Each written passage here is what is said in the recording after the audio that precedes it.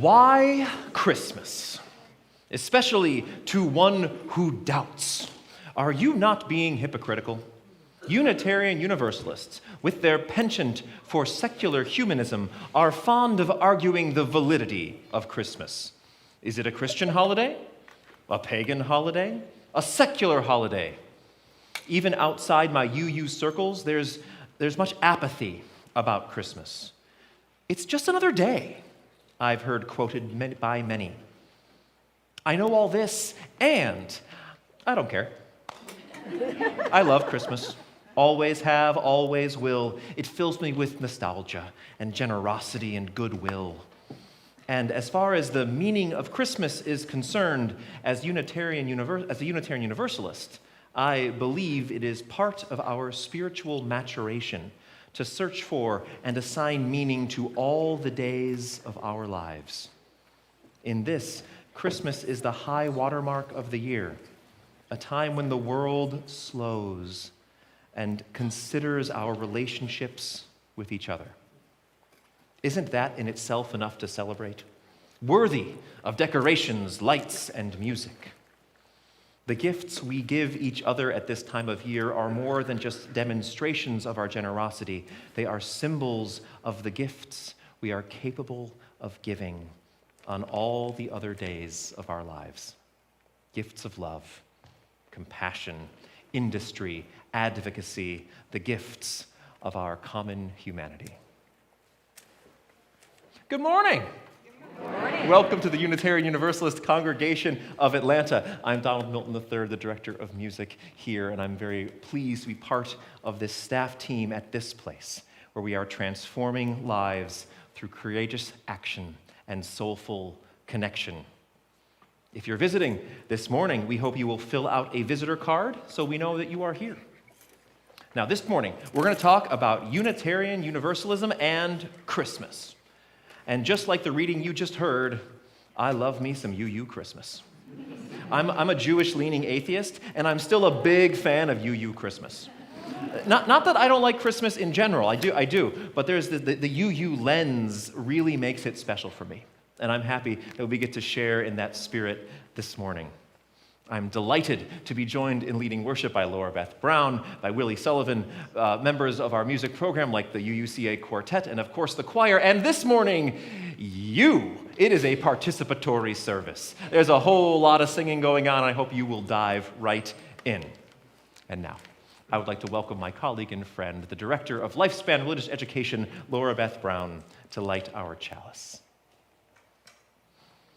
I lit the candle, but it's tiny. Oh, it just went out. It's okay, we have this. We'll do it as a team.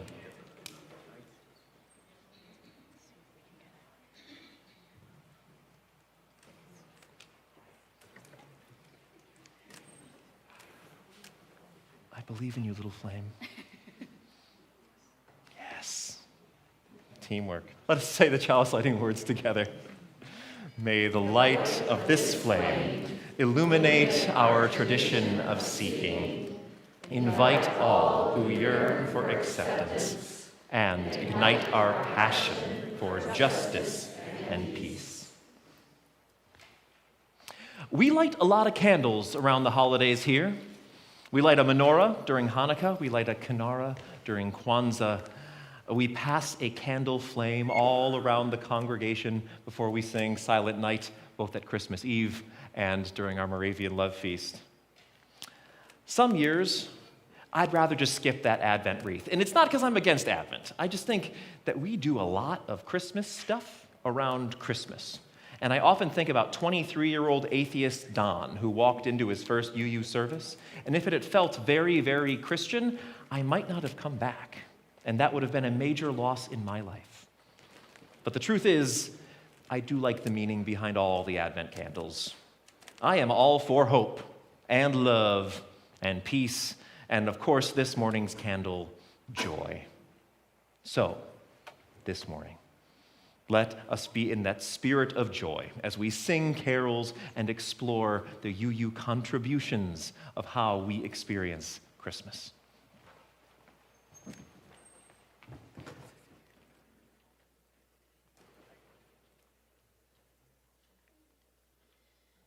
So, our story today is about a famous author, pictured here. Does anybody know who this is? Dickens, yes, Charles Dickens. And where did Dickens live? England, London specifically, yeah. And when did Charles Dickens live?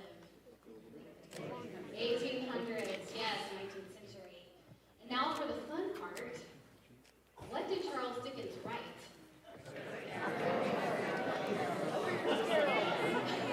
I'm hearing a lot. I heard Nicholas Nickleby, Oliver Twist, David Copperfield, and yes, A Christmas Carol. Great Expectations.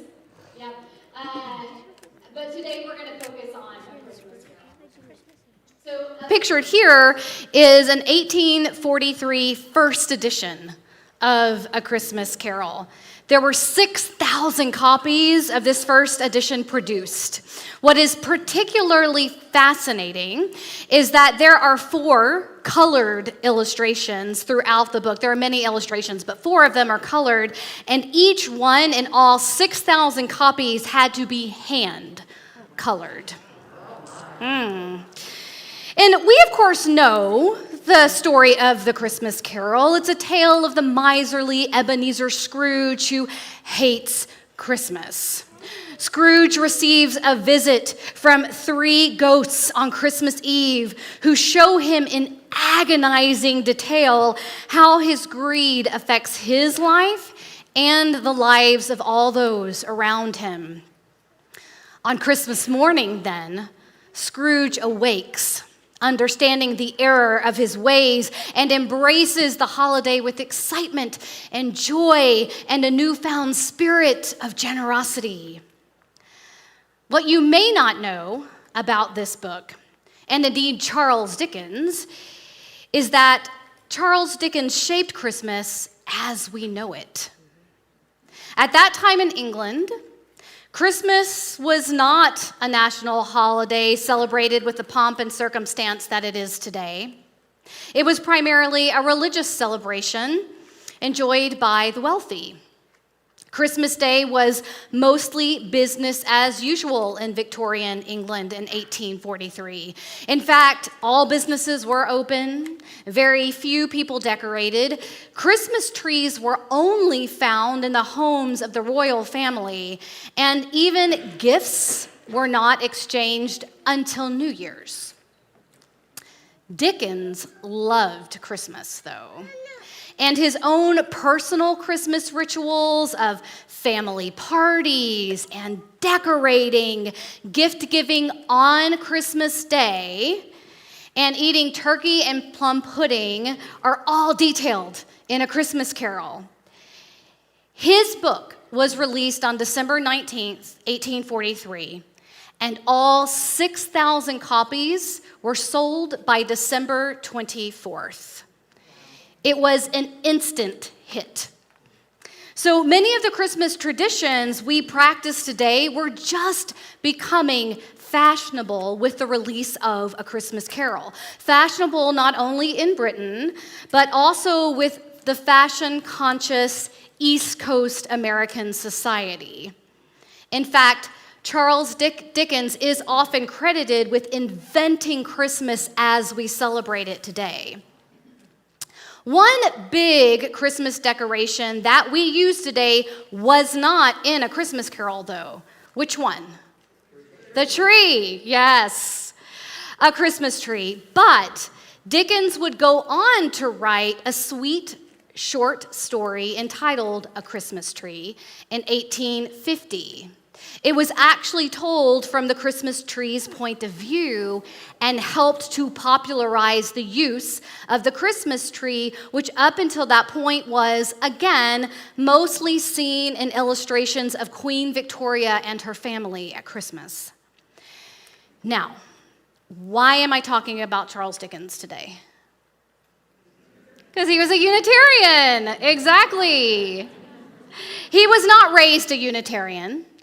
But after a visit to America in 1843, where he became acquainted with the teachings of both Ralph Waldo Emerson and William Ellery Channing, both Unitarian ministers, he decided that a, quote, religion which has sympathy for men of every creed and ventures to pass judgment on none, end quote, was the religion for him. So he and his family then became active in the Little Portland Street Unitarian Chapel in London. And it was while he was part of that congregation that he wrote A Christmas Carol in the fall of 1843. And you can see his Unitarian beliefs and values in that story. Dickens believed that humanity was ultimately good. He also believed in second chances. And our covenants teach us that, don't they? Mm-hmm. And he believed the world would be a better place if people treated others with kindness and generosity. So the next time you read A Christmas Carol or see a theatrical production of it at the Alliance Theater maybe, I want you to pay attention to those messages. And I want you to remember how a Unitarian invented Christmas as we know it.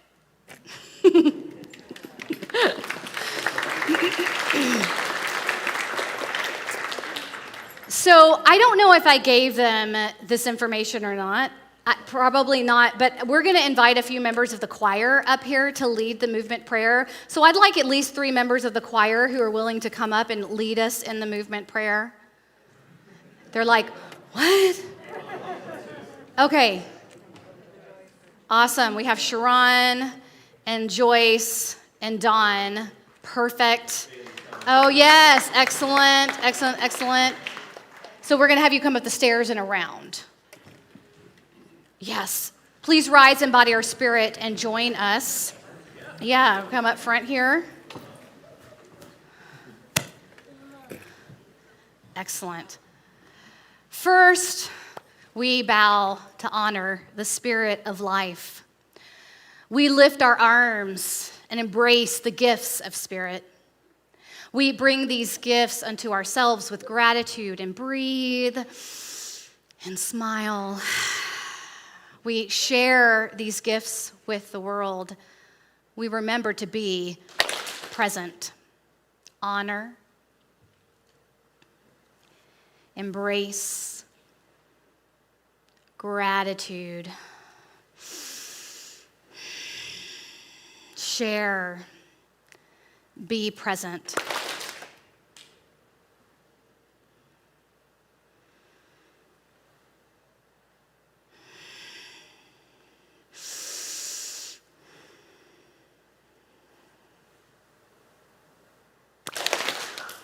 Thank you.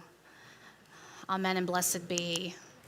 Thank you, Bailey and Sharon and Joyce. So at this time, we would like to invite our children, 3rd grade and under, to exit through this door and join preschool or their creative play for the morning. The location for both of these is located just down the hall on the 1st floor. And as our children recess, please take this opportunity to greet your neighbor. Yes. She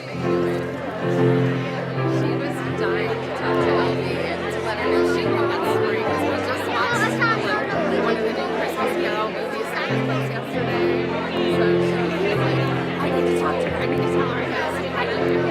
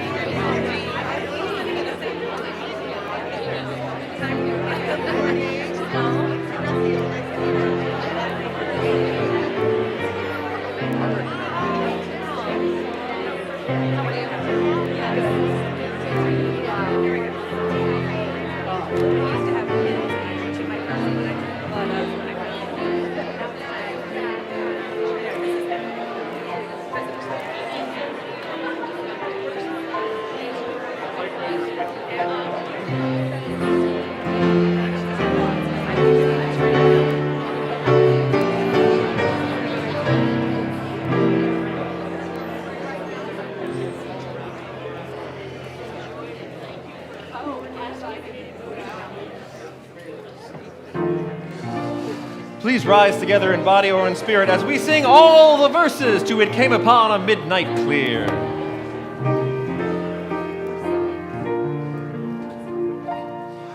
It came upon the midnight clear, that glorious song of old, from angels bending near the earth to touch their harps of gold.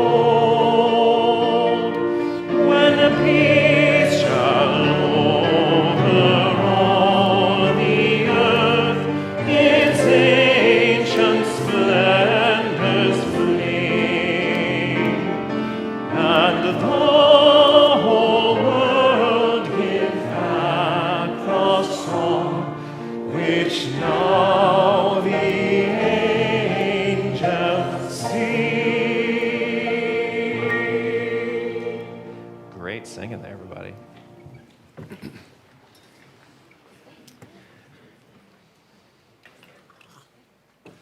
It Came Upon a Midnight Clear was written by Unitarian minister Edmund Hamilton Sears. In the mid-19th century, Christmas carols were becoming very popular. Songs that people would sing together, not just in church, but also in taverns, in meeting houses, at home gatherings. Reverend Sears found himself disenchanted with that same story over and over, the ox and the ass, over and over, right? The simplicity and lack of depth in many of the Christmas carols. And in a time where he was feeling rather low, he wrote this one. You might notice the carol never mentions Jesus, something that has modern-day Christians either removing it from their hymnals or rewriting the last verses to put Jesus right in there. This carol is remarkable in that it isn't set in Bethlehem. It is a contemporary hymn. It calls for the end of war and strife now. It was written in 1849, soon after the Mexican-American War ended, and Reverend Sears was a very outspoken pacifist and abolitionist. Of all the carols that use the imagery of the Christmas story, the language of the Christmas story, none leans into universal hope and more beautifully than It Came Upon a Midnight Clear, a song of perennial hope and peace. Now, the quartet's going to join me on stage. Sadly, Gerald is under the weather, so I'll be doing my best Gerald impression.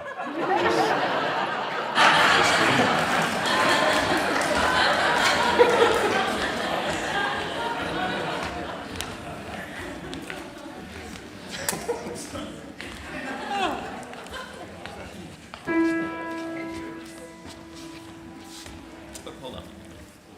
For the people at home.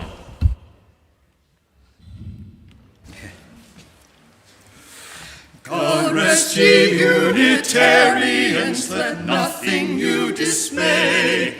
Remember there's no evidence there was a Christmas day. When Christ was born is just not known, no matter what they say. Oh, tidings of reason and fact, reason and fact, glad tidings of reason and fact. There was no star in Bethlehem, there was no angel song. There could have been no wise men, the trip would take too long. The stories in the Bible are historically wrong. Oh, tidings of reason and fact, reason and fact, glad tidings of reason and fact. Our current Christmas customs come from Persia and from Greece, from solstice celebrations of the ancient Middle East. We know our so-called holiday is just a pagan feast. Oh, tidings of reason and fact, reason and fact, glad tidings of reason and fact.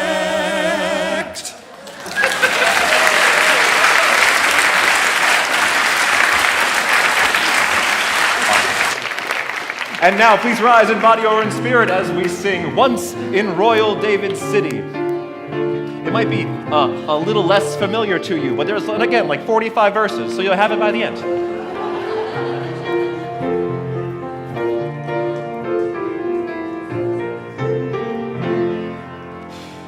Once in royal David's city stood a lowly cattle shed, where a mother laid her baby in a manger for his bed.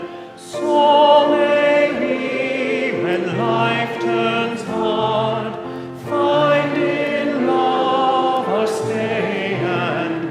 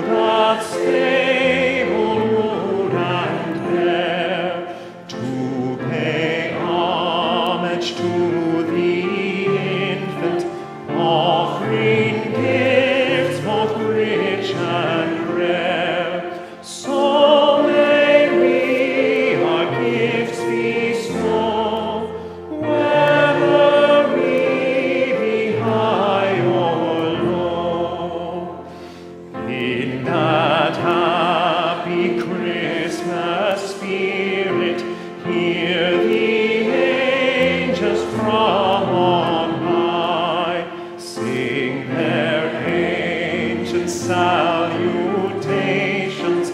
Joy's a gift you cannot buy. So may we, with heart that sings, share the truth this season brings.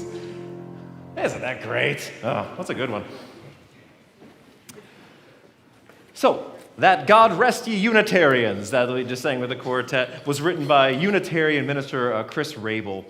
My guess is he was a little fed up with the quantity of Christmas going on in his congregation and wrote this hilarious lark, right? A nod to our ability to enjoy the holiday season with all of its magic and wonder without letting go of our devotion to science and observable truth.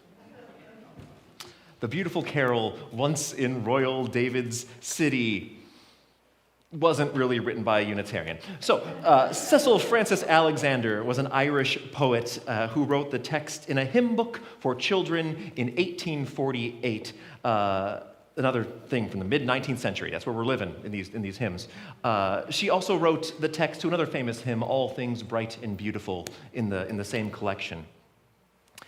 In our hymnal, if you look through it, there's underneath each hymn, there's the person who wrote the text and the person who wrote the music. And if they are a Unitarian or a Universalist or a Unitarian Universalist, they put a little chalice next to their name. And I saw that next to Once in Royal David's City, but didn't keep reading because it said Carl Seaberg, and later it says, based on the text by Mrs. C.F. Alexander.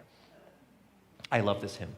For 103 years, it has been the opening hymn of the Festival of Nine Lessons and Carols at King's College, Cambridge. You might hear it on NPR during the holiday season. I always listen to it driving home from our Christmas Eve services here. They play it every Christmas Eve.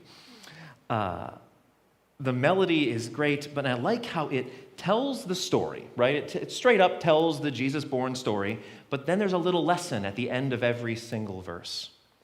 I've included it this morning because I think it is an excellent example of how to change the words of a hymn to make it more meaningful and for a broader audience. This could be a whole sermon series where we talk about changing words to hymns, but today we're just going to dip our toes. It's just a little toe dip in this one.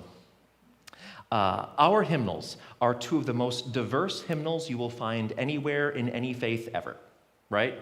And that's really cool. A huge percentage of the hymns have had lyrics adjusted to better fit our theology. And that is like every hymnal ever created for any faith ever. The Methodists, the Baptists, the Catholics, everybody, when they release a new hymnal, they don't just take the old hymns that they like and tack on some new ones. They go through every single hymn and they adjust the language to fit the theological moment. I'm sure it annoys their congregants too. I had this experience when I was singing concerts in Israel and Palestine, and the conductor, who happens to be one of the world's preeminent ethnomusicologists, preeminent music historians, he asked us to change some text, whether it was an Israeli audience or a Palestinian audience. And when someone in the chorus said, well, isn't it wrong to change the words to a song? His answer was short and rather blunt. He said, everyone, everywhere has been changing the words to songs to fit their needs for thousands of years. Just because folks are complaining on the internet doesn't mean we shouldn't do it anymore. Yikes. At our Moravian Love Feast, which happened just this past Thursday, there's this line every year in the salutation that says, though our theology may have changed, the joy and meaning we find in Christmas has not. The words we sing for that service and for most of our holiday services are the traditional lyrics. Are those the original lyrics? No, they're not the original lyrics. I mean, whatever version of the lyrics that has been most popular for the last 40 or 50 years, right? When we heard them as kids, they had already been changed. When our parents and our grandparents heard them, they had already been changed. Do we want to hear those familiar lyrics that a lot of us grew up with? Sure. I am just this year coming to terms with the fact that for the last 15 years, we've been doing the first verse and the fourth verse of Joy to the World to close every Christmas Eve service. Why? Because those are the verses that my Jewish choir director in high school had us sing. I'm not kidding. Those are the ones I have memorized. Those are the ones that are in my head, so I just program them. They have been cut from our hymnal, and for good reason. He rules the world with truth and grace and makes the nations prove the glory of his righteousness. It's pretty dominion-centric, right? Like, it's centered on a single truth. It's also smacking of supplication and nationalism. And that is so not Unitarian Universalist. Now, singing Joy to the World, it feels great. It is an awesome hymn. It is the perfect way to close a Christmas Eve service. But I'm pretty sure that I could find some verses, be they old or new, that are a little less hyper-nationalist, right? A thing that I could probably do in the next week. So I will, I promise this. So sometimes the lyric changes in our hymnal are bad, right? The change in the lyrics are changed so much that you've pulled yourself out of the story, or you've taken out so much poetic beauty that the hymn itself loses impact. But that's not true in Once in Royal David's City that we just sang. It keeps all of the beauty of the Christmas story, and then it makes the lessons that come after universal in a way that feels really good for all of us. May all of our positive, expansive lyric changes be as artful and as meaningful.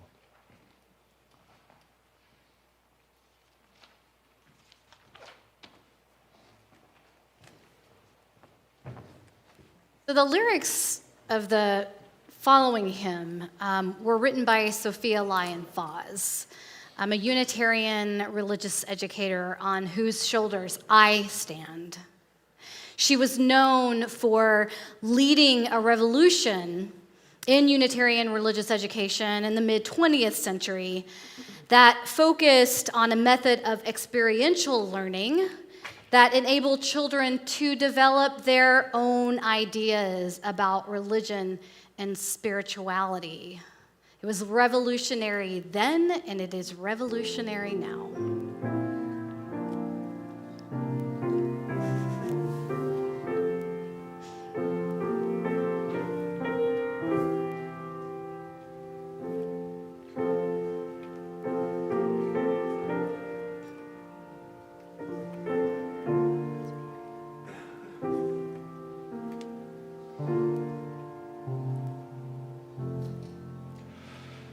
Each night a child is born, is a holy night, a time for singing, a time for wondering, a time for worshiping. Each night a child is born, is a holy night.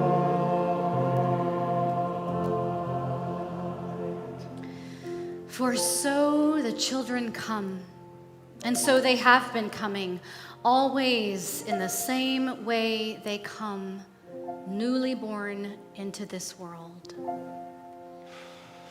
Each night a child is born, is a holy night, a time for singing, a time for wondering, a time for worshiping. Each night a child is born. is a holy night.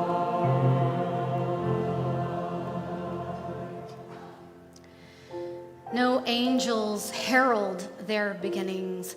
No prophets predict their future courses. No wise men see a star to show where to find the babe that will save humankind.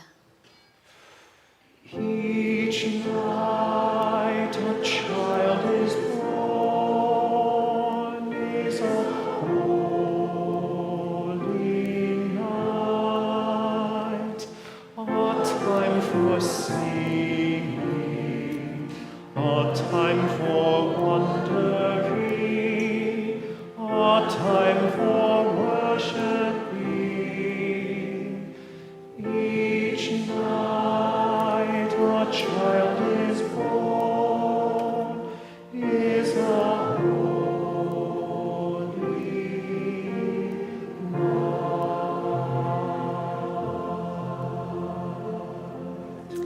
Yet, each night a child is born is a holy night.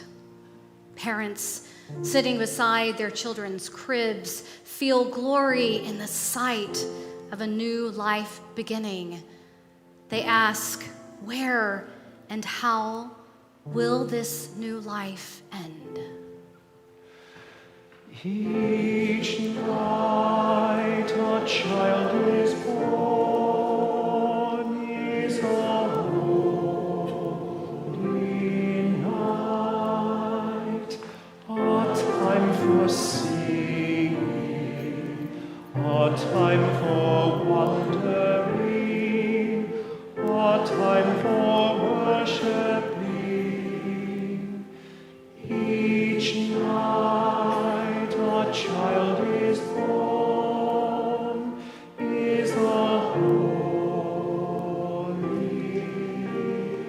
night.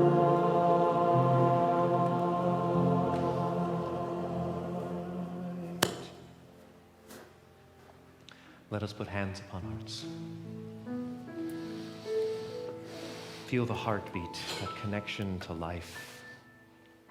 Breathe in peace. Say to yourself silently, I will love myself. I will love others, and that love can heal the world. At this time, we hear the joys and sorrows of this congregation.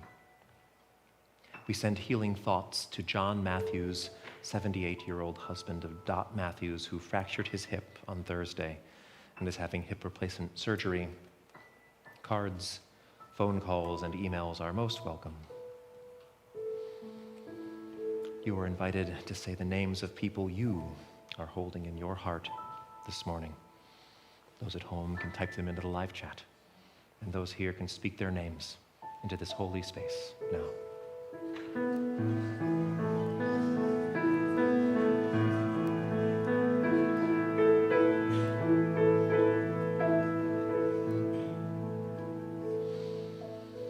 May all beings find connection.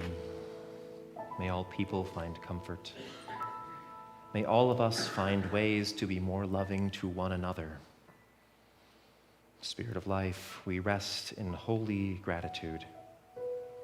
We surrender to a mystery beyond ourselves, asking forgiveness for our mistakes. Those times we have been selfish or thoughtless, breathing in and out. We offer grace. We forgive ourselves and each other. We begin again in love. We honor our earth, supporting and sustaining life, opening our hearts to wonder for just one moment, feeling a deep connection with all beings. Let us calm our bodies and our minds. We breathe in peace, and then we exhale. We relax into this space that our intentions make sacred. We enter into the silence.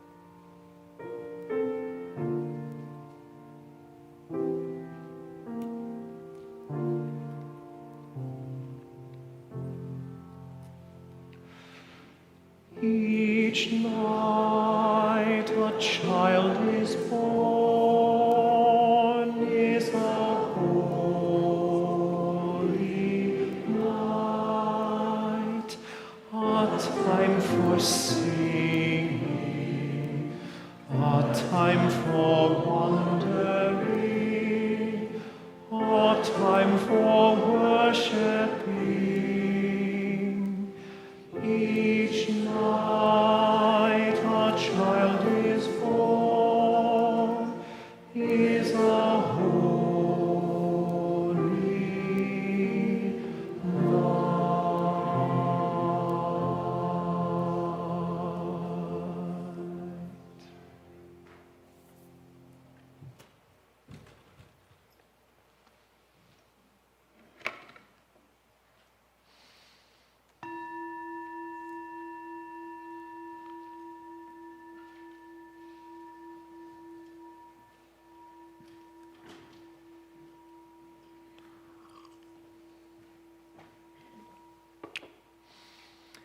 This happens to be my 15th year here at UUCA, and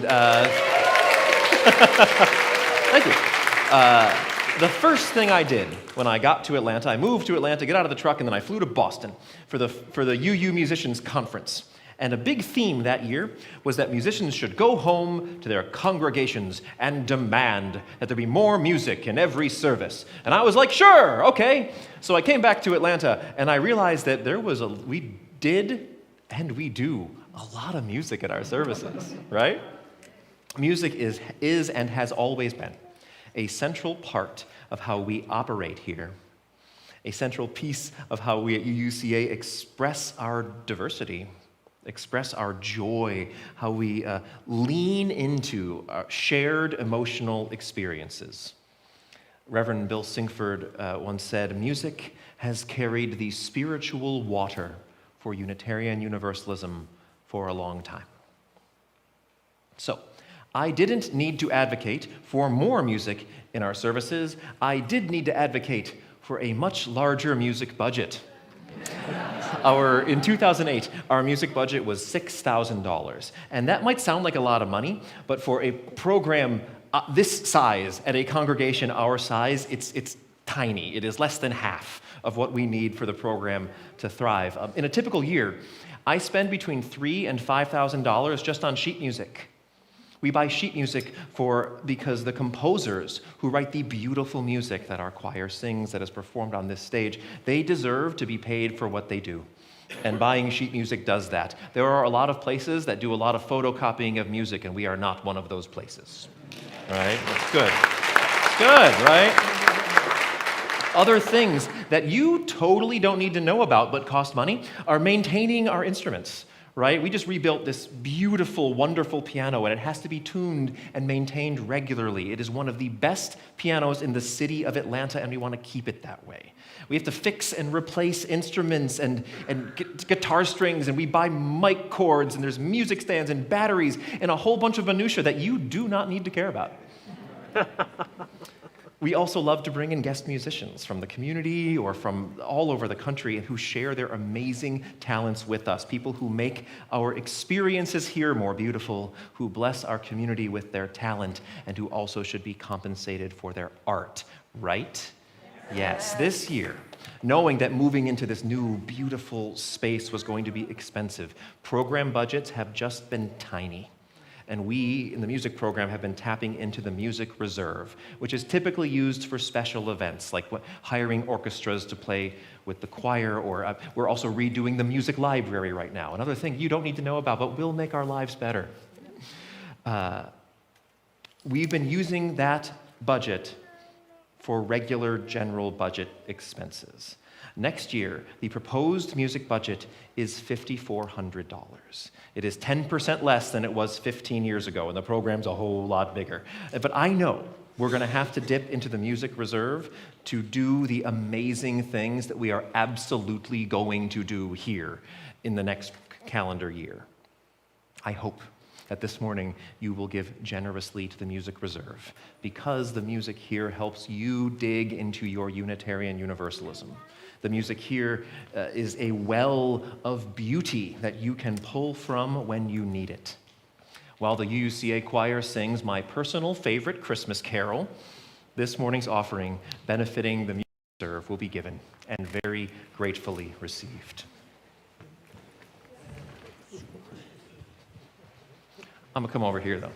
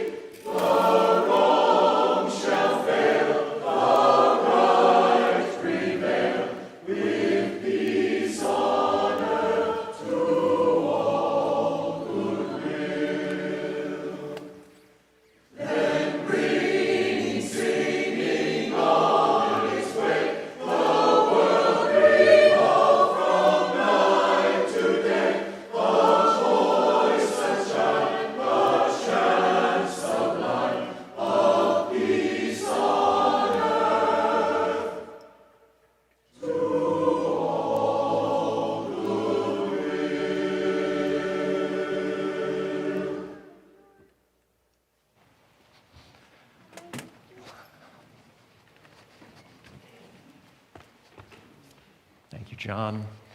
So grateful for all of these gifts. I promise we'll use it to make things pretty and deep and meaning and challenging in all the things we do. Let's join together in the dedication of the offering.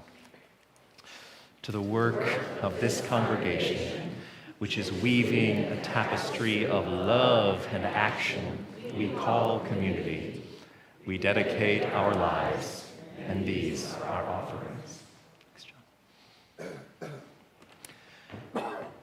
When I proposed this service, I didn't know my homily would end up being about two Civil War era songs penned by Unitarians, one lesser known, the other possibly the most famous song in America.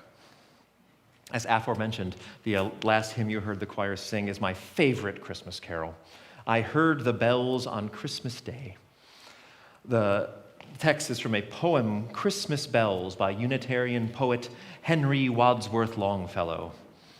I love the journey that the song goes on. It starts like any other Christmas carol, people hearing bells, nostalgia, peace, and goodwill. There are two stanzas in the poem that aren't in the song. The first talks about how cannon thunder from the south drowns out the sound of carols, drowns out the peace. Then, it was as if an earthquake rent the hearthstones of a continent and made forlorn the households born of peace on earth to all goodwill. Then verses you heard, and in despair I bowed my head. There is no peace on earth, I said, for hate is strong and mocks the song of peace on earth to all goodwill. Then we find our way back to hope. Then pealed the bells more loud and deep. God is not dead, nor doth he sleep. The wrong shall fail, the right prevail, with peace on earth to all goodwill. That's some good stuff. Longfellow, that guy could write. This one always hits me, right? Especially when times are hard and it's hard to see the good. It's a broader spirit of Christmas, right? It's not just joy, but more like it came upon a midnight clear. These Unitarians bringing more depth of emotion into the Christmas narrative. Now for the wildest story of a Christmas song, which has to be Jingle Bells. I learned a lot about this story because last year in December, a colleague of mine posted on Facebook, and I paraphrase, "Jingle Bells was written for minstrel shows. I've cut it from our holiday program and will never program it again." I knew the composer of Jingle Bells, James Lord Pierpont, was a Unitarian, so I dove headfirst into some research, and the story is unclear at best. It's all over the place.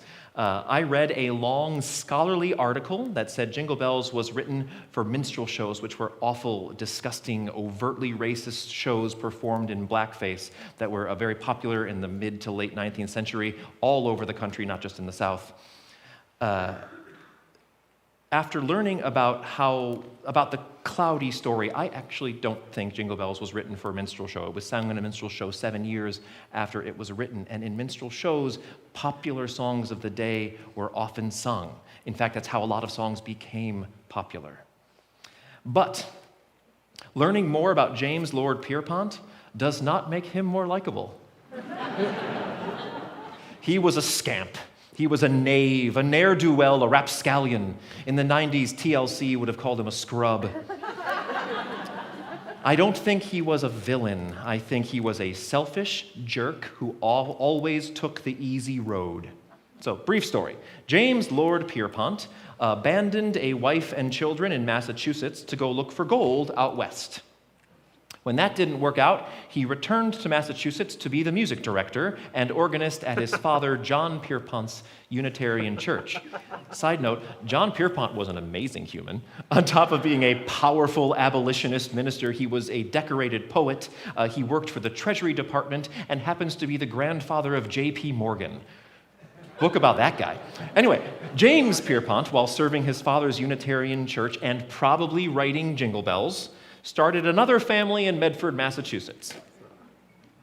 He then abandoned that family, and he moved to Savannah, Georgia, to be the music director at his brother, James Pierpont Jr.'s Unitarian congregation, where he also might have written Jingle Bells. There, he married wife at least number 3, who also happened to be the mayor of Savannah's daughter. I know, it's like a tabloid story from 1856, right? Hilarious.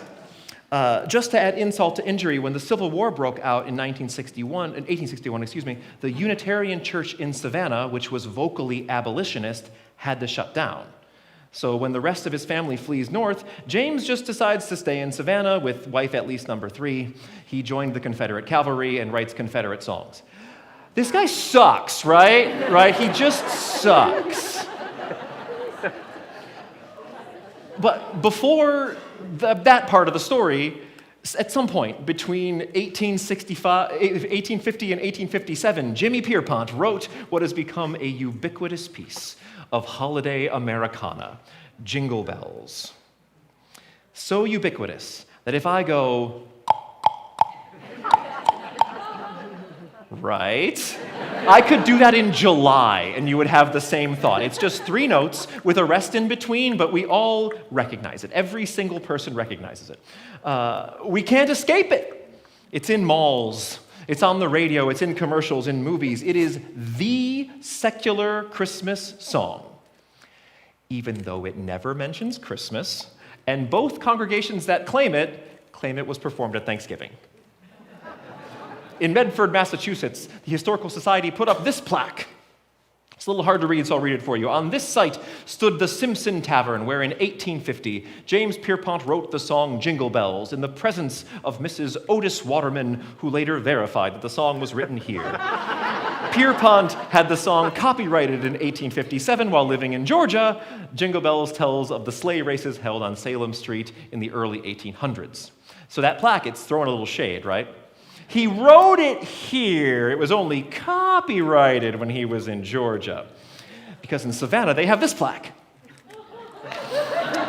Now, this plaque doesn't really claim he wrote the song in Savannah, just that he served as the music director of the Unitarian Church there. But I can tell you firsthand that the people of the UU congregation in Savannah claim the song was first performed by James Pierpont at their Thanksgiving service, while people in Medford, Massachusetts, claim that Pierpont taught the song to a Sunday school class and the children sang it for their Thanksgiving service. So much lore around what is, in the end, a cute little pop song. And truth is, it probably wasn't sung in any services in the 1850s. It definitely could have been performed at the Unitarian congregations, at social functions, maybe even taught to that Sunday school class for fun, but "Take the girls tonight and sing the sleighing song" is very risque for the day, right? Risque language, and would probably never have been sung during a church service. The song really became part of the Christmas musical fabric when sheet music was becoming super popular. Having a piano in your home and buying sheet music was the thing. It was included in a lot of holiday books closer to the end of the 19th century and the early 20th century. It's really easy to play. The melody is fun and catchy, right? I don't think anyone who hears this song is thinking about James Lord Pierpont, right? They're thinking about how the song makes them feel, the sweet memories they connect to it. For me, this song makes me think of this UUCA choir back there. We sing this really great arrangement for it that we're all going to sing together in a few minutes, and it has like the best choral bass line of all time. It's great. You'll get to hear it. Jingle Bells is the best possible song for Christmas caroling. Why? Because strangers will join in. Right? Strangers will join. They might just take their keys out and bounce their keys in their hand, which is also fine, right? But strangers will take part with you, which is a little bit of magic. Jingle Bells was one of the songs I was singing the first time I was on TV. On Star Search, no. I was singing in this little quartet when I was in high school. I was like 16 at some sort of holiday charity drive, and the newscaster showed up, and he put us in the background, our little quartet singing, while two Rockettes stood right next to me. This is a true story. And if you're asking, Don, did you spend like 2 hours on your busiest week of the entire year going through an old computer looking for this photo? Yes, I did. And I'm going to show it to you. If no one comments on my haircut, then yes. There it is. Couple of Rockettes. I don't know how I have it digitally. This was from like 1998. It's been a little while. So haircuts and Rockettes aside, right? We all make our own meaning out of the holidays and out of holiday songs. So for me, Jingle Bells has always brought out that Christmas spirit. Some of our Unitarian Universalist forebears added depth to our Christmas experience by writing meaningful carols, helping us, literally us, the people in this room who have significant cultural differences, connect over a broader meaning of this holiday. They reinvigorated traditions like the Christmas tree, a nostalgic symbol for many of us. They added joy to the spirit of the season. In A Christmas Carol, Dickens didn't write explicitly about ghosts. He wrote about spirits. The spirit of Ebenezer's Christmases in the past, they were warm. They were full of connection. The spirit of his present, it was cold and it was lonely. And the specter of his future Christmases, that was a spirit of fear and a spirit of dread. These beloved songs, the ones we have sung together today, songs that will be sung in services, in concerts all over the world all month, playing incessantly on the radio and in shopping malls. These songs are part of this Christmas spirit. So even for those of us who don't believe in a divine Christ child born in a manger, this Christmas season can be full of the spirit of joy, full of the spirits of peace, goodwill for all people, and even have some jingle bells. Let us rise together in body or in spirit and sing Jingle Bells. I don't know where Willie is, so I'll play Jingle Bells. Fantastic. Choir, let's do it a cappella. We got this one, right? And dashing through the snow in a one-horse open sleigh, o'er the fields we go, laughing all the way. Bells on bobtail ring, making spirits bright. What fun it is to ride and sing a sleighing song tonight. Jingle, jingle, jingle, jingle, jingle, jingle, jingle all the way. What fun it is to ride in a one-horse open sleigh. Jingle, jingle, jingle, jingle, jingle all day. All the way. What fun it is to ride in a one-horse open sleigh. A day or two ago, I thought I'd take a ride, and soon Miss Fanny Bride was seated by my side. The horse was lean and lank, misfortune seemed his lot. He got into a drifted bank, and then we got upside. Jingle, jingle, jingle, jingle, jingle, jingle day. Oh, what fun it is to ride in a one-horse open sleigh. Jingle, jingle, jingle, jingle, jingle all day. All the way. Oh, what fun it is to ride in a one-horse open sleigh. Now the ground is white, go it while you're young. Take your friends tonight and sing this sleighing song. Just in a bobtail nag, 240 horses speed, and hitch him to an open sleigh, and crack, you'll take the lead. Oh, jingle bells, jingle all the way. Oh, what fun it is to ride in a one-horse open sleigh. Jingle bells, jingle all the way.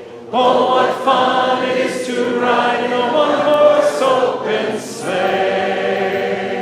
May the rest of your holiday season be low on stress, low on overwhelm, just whelmed enough.